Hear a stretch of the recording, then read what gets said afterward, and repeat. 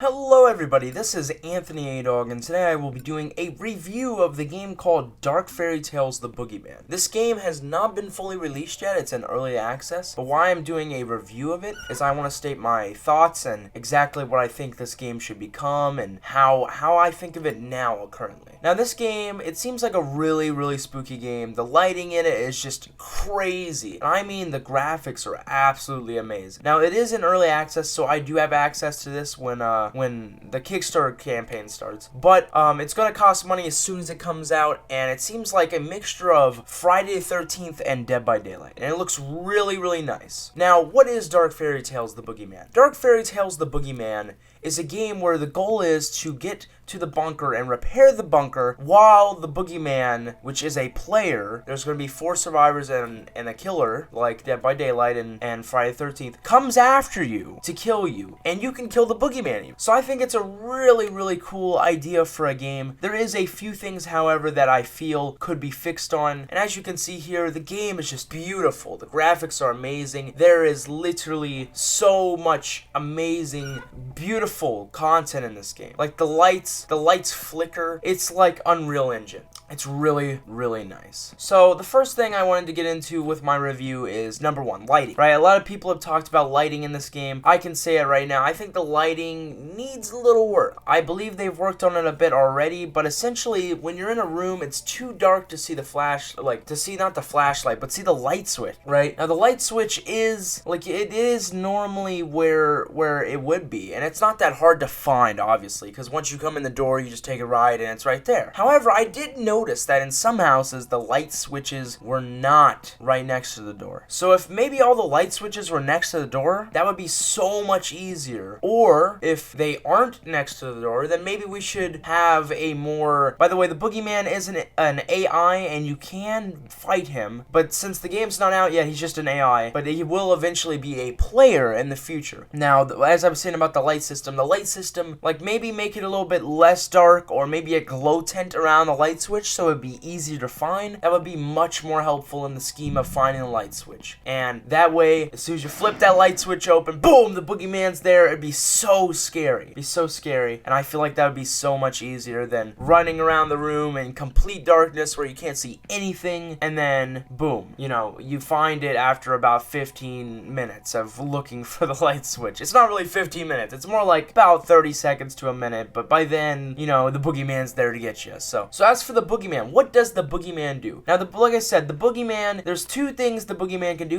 First off, he teleports you. Second off, he'll run at you just like that, at which point he'll slash you with his hands, dealing health. Now, you can die. As you can see in the bottom right, you have a health bar and a stamina bar, and you can die with your health, but your health will go up over time. Now, I don't know how it will work with how the boogeyman can target you, or how you can stop him, but as far as I can tell, hitting him will stop him, or hurt him, and running away is your best bet at this point. However, he does run. Now, I will say, the boogeyman does run the same speed as you, therefore you can outrun him, I believe. Now, this bunker is also very hard to see in. It'd be nice if there'd be like a flickering light in here or something like that, because you can't see the generator or anything in here. It's so dark, you can't even see nothing. So when you get to the generator room, you need to find a spark plug, and you need to find pliers, and you need to find a fuel canister. Now, when I recorded this game, I was not able to find the fuel canister, and I ended up coming across a bug, but that's usual. That is very usual, because this is a build.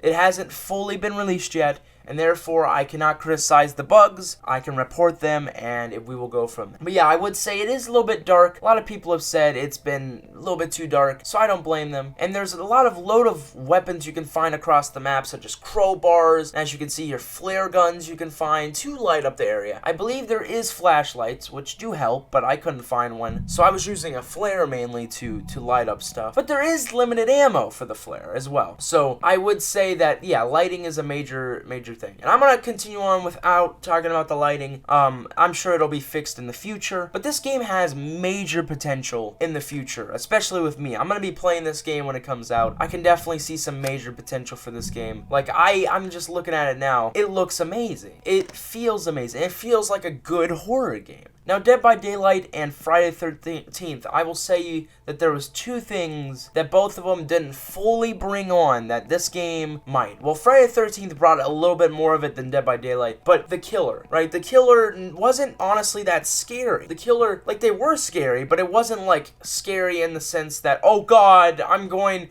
to die, oh, I'm scared, oh, and you know, screaming and stuff. It was more of like, oh, there's the killer, he's coming to kill me, and I'm running away. As for this, why I feel this game would be more scarier as a horror game than those games is because of the lighting mechanics. I do love the lighting mechanics, even though they could do some work. I feel like it's dark enough and bright enough in areas. It's just got the perfect amount of tones that it can be fairly creepy to be standing there in the darkness coming out and you see those red glowing eyes of the boogeyman coming after you to the point where it just appears out of nowhere, you know. That is something that definitely creates horror in this and something I really, really enjoy about this game. Now, what I think they could work on and add on to is I feel like the generator, even though I couldn't find the fuel canister, I feel like the generator itself is a little bit too simple if you think about it to do, right? You have to find pliers, a spark plug, and a fuel canister. Now, that should be pretty hard for one person, but if you think about it, we're going to have teams of 4 players, and we're going to have one killer. So if a team of 4 goes out to find all of that, and they all find it at once and run to the generator, that could only be 5-minute games, you know? I think they could work on a more complex system of finding, like making more elements to the game with the bunker, or maybe other things they have to do before they get to the bunker. Maybe the bunker door is locked or something like that. And as you can see right here, I find the spark plug, and there's also game mechanics where it's like realistic, like if you're climbing a ladder, you'll drop whatever's in your hand because you need to drop the item to climb the ladder. So it's very super realistic in the sense that, like, this is what would happen in real life, right?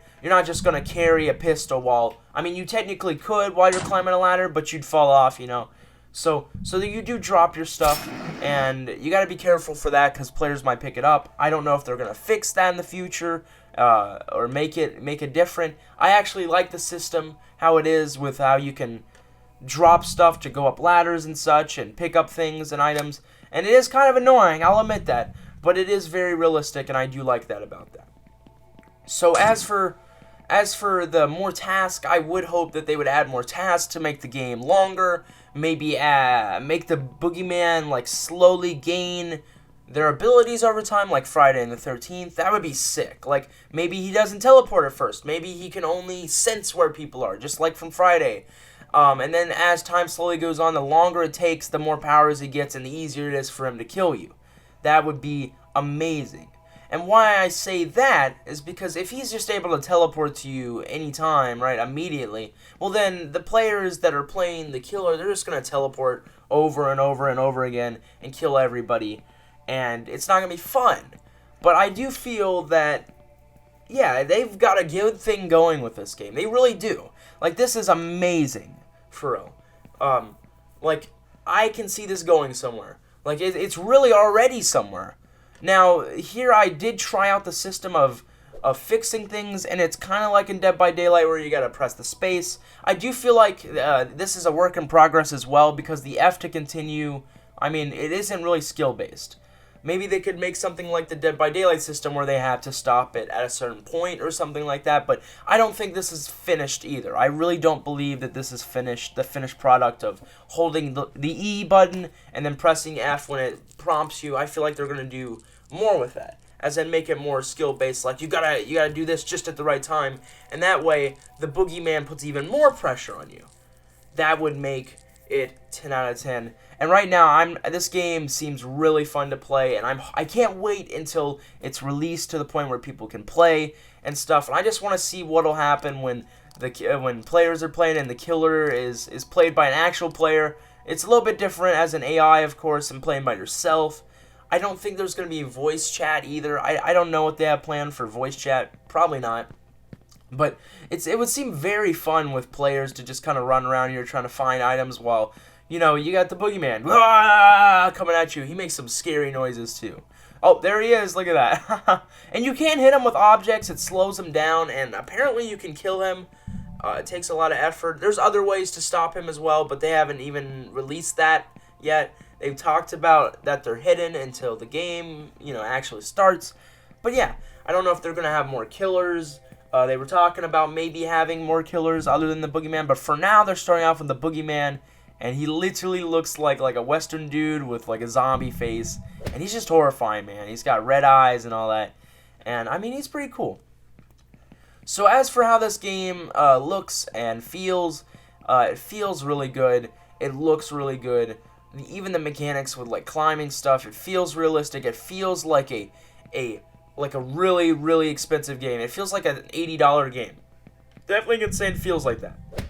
The game mechanics, I explained, could do some working on. They are working on it. It's going to be a few months before the game's out, so I'm not worried about it. I'll talk to them about it if anything, you know. And, yeah, guys, so this is going to be a review of The Boogeyman. If you would like to try this game out, you'll have to wait a few months, but I will be making more content on this, so make sure to leave a like, subscribe, and whatever, notifications, bells, all that, and I'm going to be making more content on this. So I hope to see you guys in the next episode, and goodbye, everyone! Bye!